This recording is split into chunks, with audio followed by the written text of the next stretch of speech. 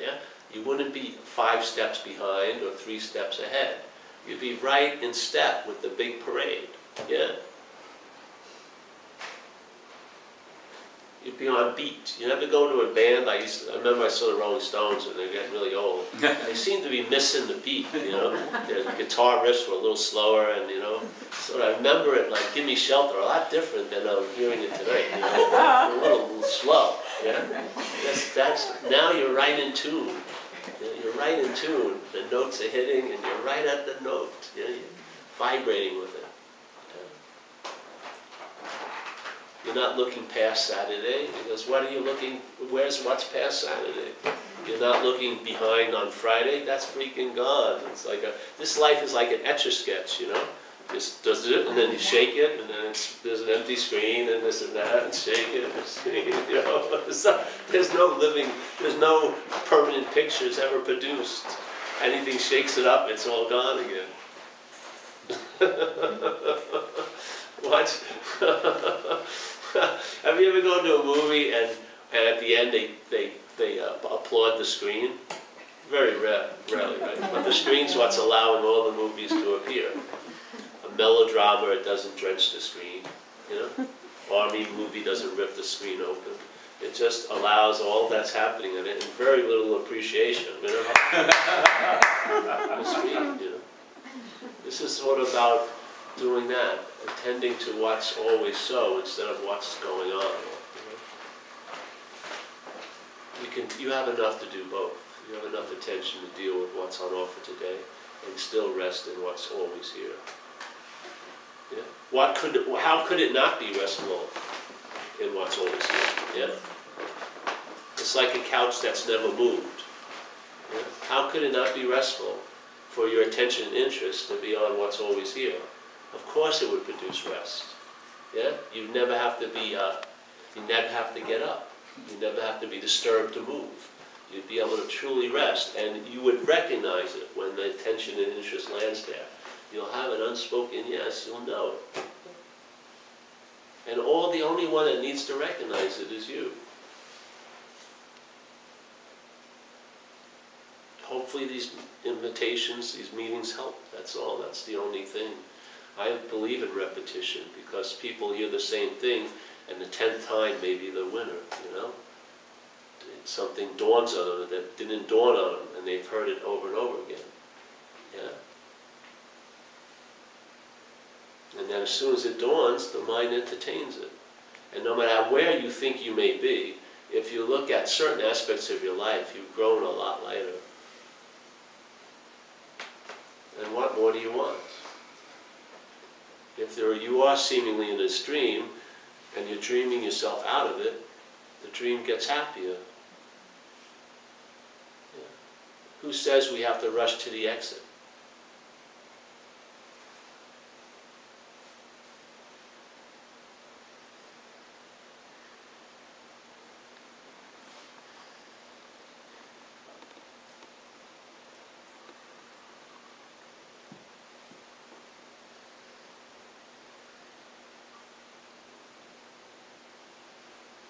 Any questions? If you're here, the cloud has no ability to block you. If you're here, it seems to have an incredible ability to block you from the sun. Yeah?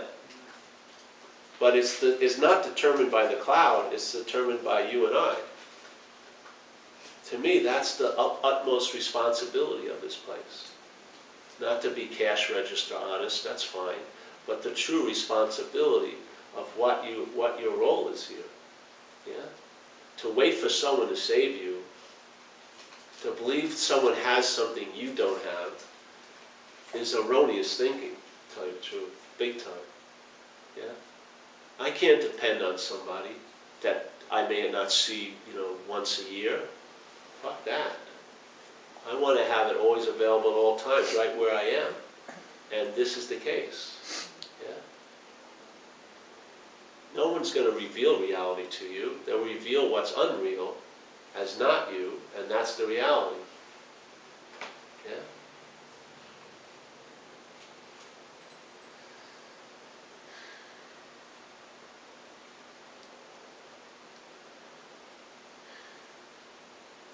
And if you lose interest in the head, when it starts trying to claim it, you won't listen to it. You'll have an immunity to it. You'll hear it because there's consciousness, but you won't listen. It's a totally different experience. Yeah, it will try to come through the skylight, the back door, to claim it. It has a parasitical nature. It's not going to change its stripes.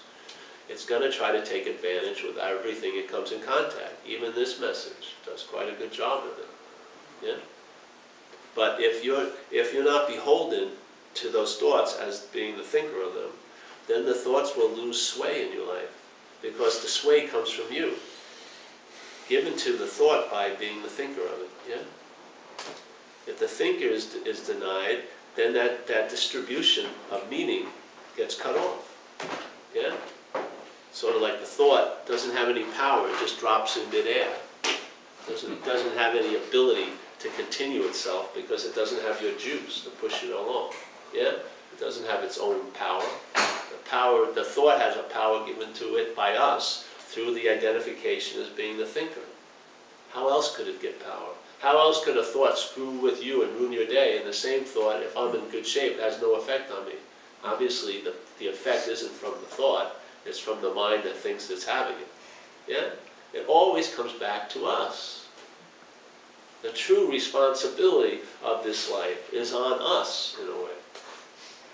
Yeah?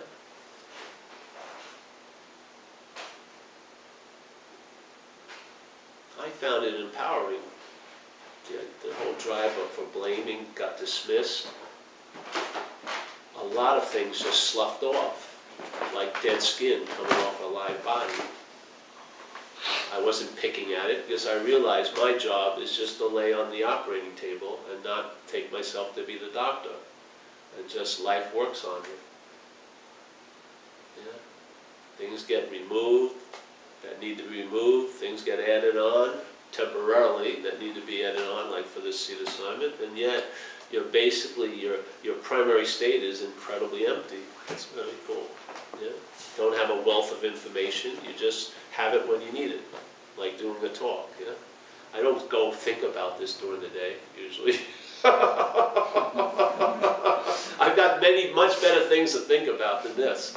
Things that are worthy of being thought about. This doesn't. You do it a disservice by thinking about it. Really, it's yeah. It's much different. It's entertaining. Yeah. So the mind entertaining, like a live cam of nothing. You know, like a surveillance camera that sees nothing all day, 24 hours a day. You can't believe how interesting it can be.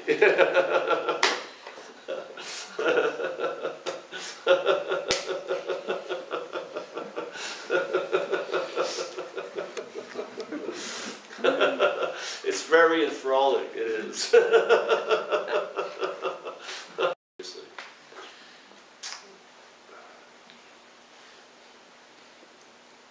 When you're not that, you lose interest in it big time. Yeah, you really do. You lose interest in what's inferring it and assuming it and implying it. And therefore, the ability to assume, imply, and infer gets weakened because it's your juice. It has no juice in and of itself. Nothing has any juice here other than you. Yeah?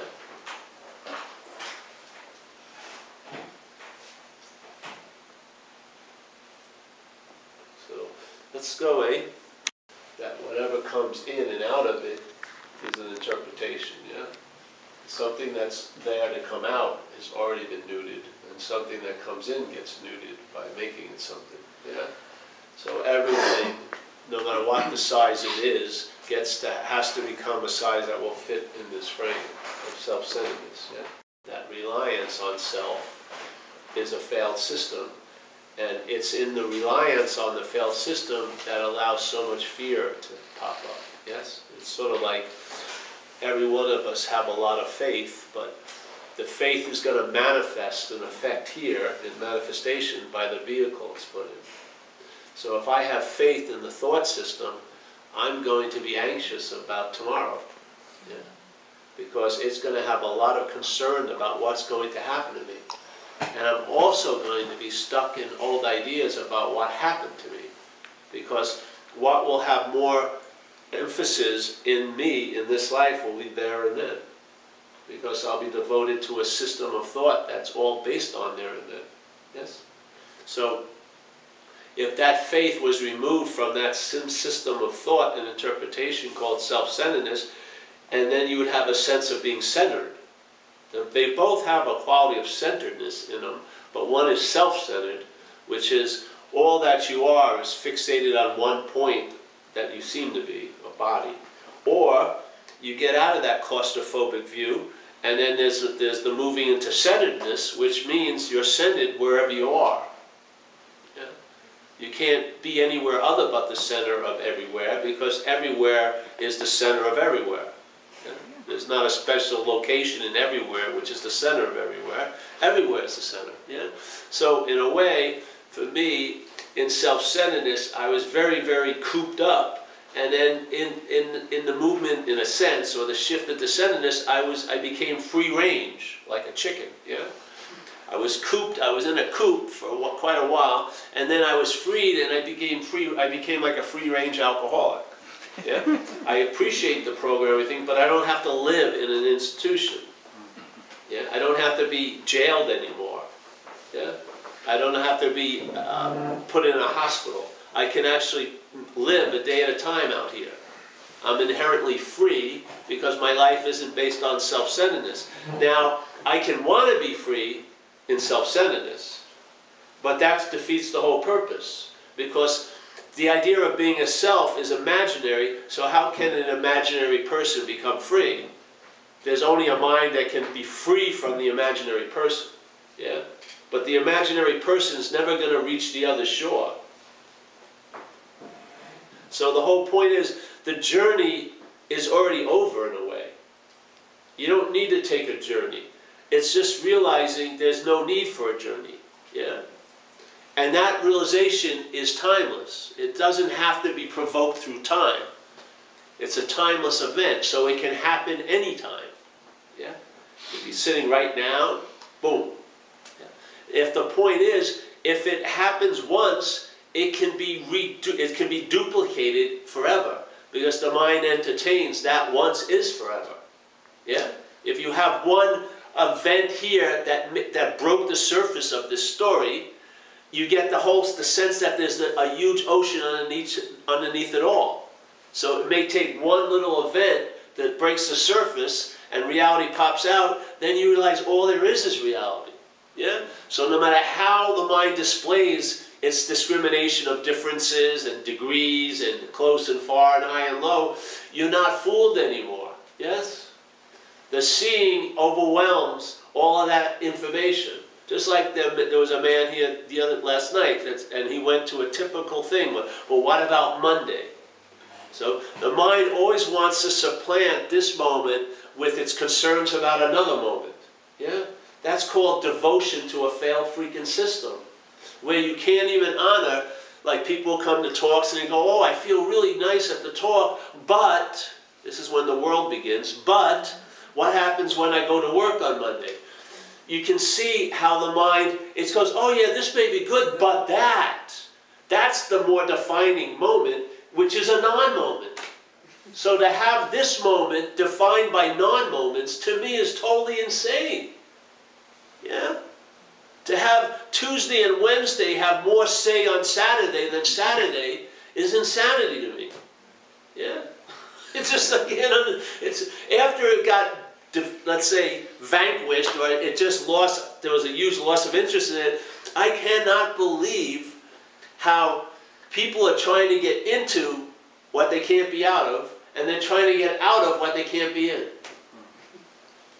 Their whole preoccupation is to get out of self, which they can't be in, or they're trying to get into a moment that they can't be out of. How can anything be built on that foundation? That's going to work. How? How can it? Yeah? It's like this example of an alien. An alien gets a big grant to do 20 years of research on humans. Yeah? So it lands in America, and it's going to look at the Society of America. It's got a 20-year plan. I'm going to go over everything. In the first minute, 5 minutes, he finds some information out, and then it just takes off on the ship. It just leaves. There's no more study necessary. What does it find out? It says, well, any freaking society that puts profit over health is insane. Everything else built on that cannot be fucking sane. Yeah? You know, to charge, to have money over health of the citizens, more important than the health of the citizens, it's insane. I don't care all the great works you're doing, this and that. That bottom line, I don't need any more research. Phew, just fly off. Yeah.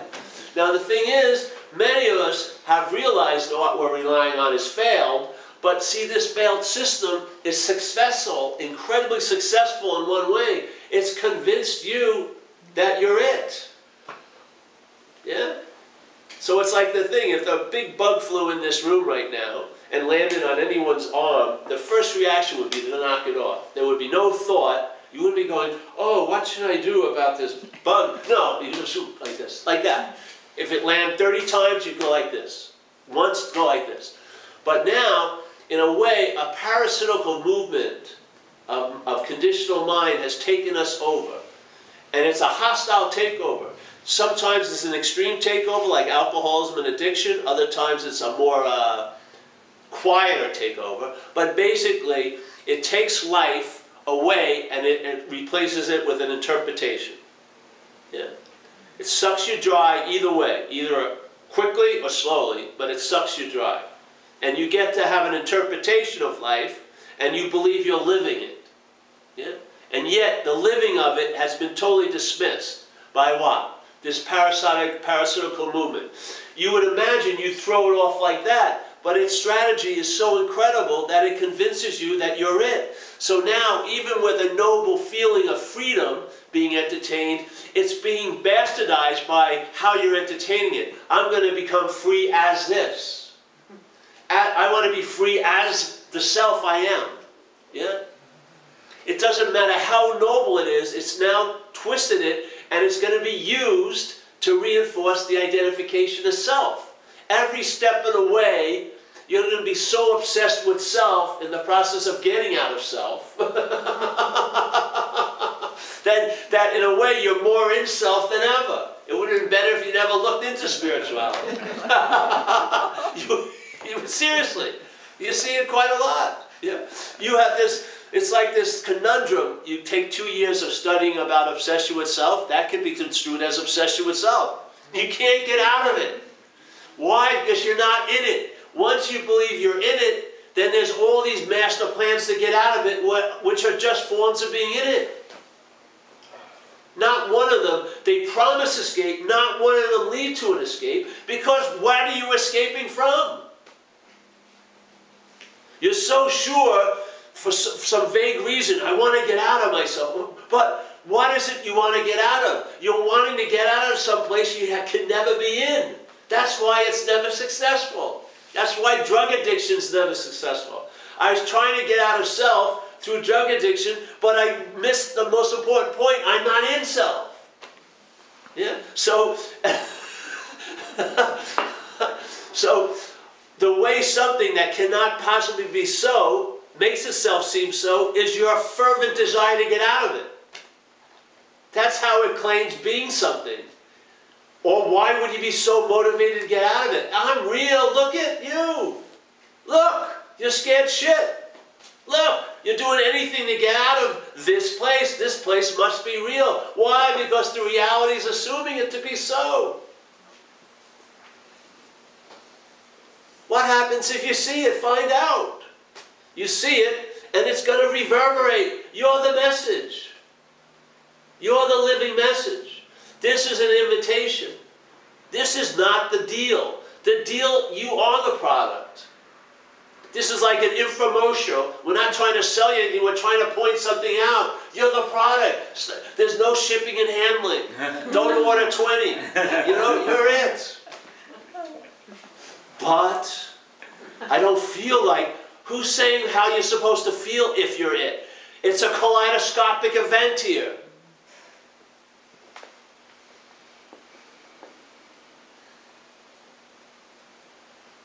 And that's the point you keep going back to. If not, you're going to be taking journeys from the wrong first step. And you'll try to correct it, the wrongness of the steps, by adding more steps. It's gonna geometrically progress the imaginary problem. You're giving fuel to the fire.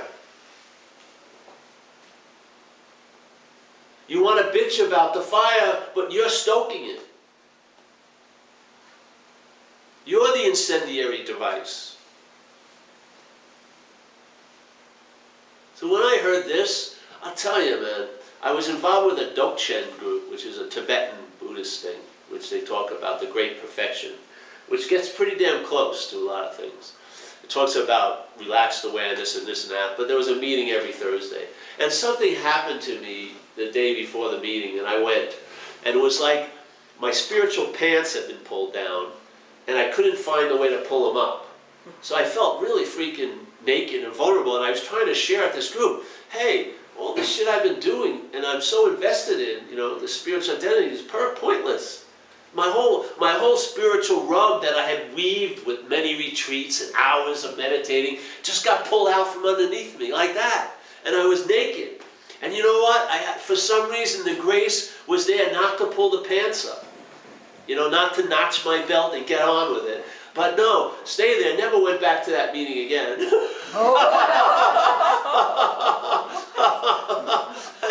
know? I just did it. And then what I had so much fervent hope in, there was nothing wrong with it, but it was pointless. Yeah. It was leading me away from the point I was meant to dwell in. But I can dwell as it. You cannot dwell in something else and have an experience of it. You dwell as it and have an experience of all these somethings else. Yeah? We want to relegate it to an experience. And then we want it to be a certain way. We want it to be bliss, you know, forever, infinitum.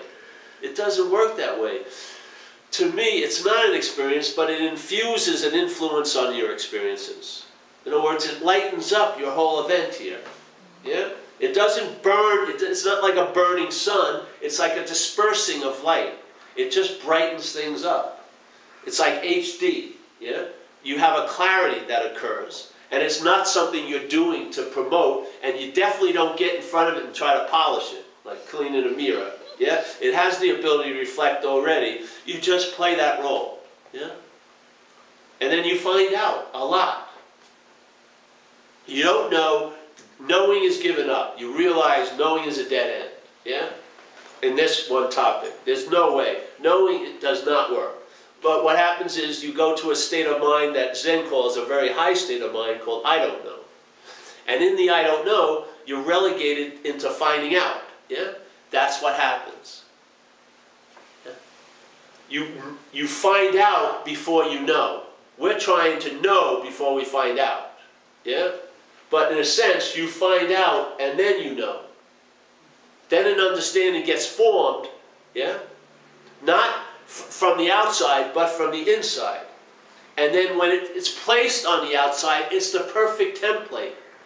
And then the information that comes to light is really, really, really, really clear. Yeah? We're trying to put a template on something we have nothing to do with. We don't have any idea what's going on, in fact. But from there, the template that comes from inside out will explain a lot to you. You'll understand. Yeah? But the priorness is the finding out. We're trying to understand ourselves into something. We want to have a pre-knowing to make sure. It's like sending a scout. We want to make sure awakeness is, you know, okay, you know, I don't want to lose too much of me. No, you know, we want a scout to tell us that that's the mental sense of security, knowing. That's gone. You find out. You're at a point of I don't know, and then what used to be neutered and freeze-dried is now revelatory. Yeah? Every day is an invitation. Every freaking day. And underneath, the plate of the invitation is the same plate. Basic dog shit awareness. Every freaking day. All day. Everything is based on that. It's like the mind, you know, we talked about the Eye of Sauron. It's so trippy, looking for the ring. And it's you know, in the middle, you know, the Lord of the Rings stories. And it's scouring everywhere to find that ring, but it misses nothing. You see? It's always looking for something. And in that looking for something, the nothing is right out in the open and it doesn't even notice it. That's what it is. Yeah? And somehow, if the grace falls to you, and then there's a noticing of that, everything can change. Yeah? There's a correction prior to any idea that something went wrong. Yeah? Yeah.